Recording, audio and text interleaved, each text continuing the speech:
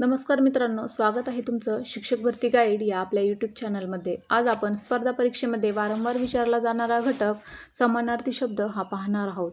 तर काही असे महत्त्वाचे समानार्थी शब्द घेतले आहेत जे आपल्याला माहिती तर आहे, परंतु त्यातील एखादा शब्द नवीन आहे जो की आपल्या लवकर लक्षात येत नाही।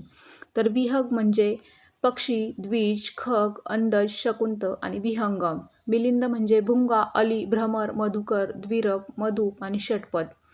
सौदामिनी, चपला, तडित, विद्युत, अश्विनी, रोहिणी आणि सौदामिनी। कानन, जंगल, अरण्य, रान, वन, विपिन, अटवी आणि झाडी। कलत्र, कांता, भार्या, अर्धांगिनी, दारा, जया। सरोज, राजीव, पद्म, नलिनी, पुंडरीक, अंबुज, पंकज आणि सरोज। तुरुंग, घोडा, वारू, हय, वाजी, वातट, अश्व आणि घोडा।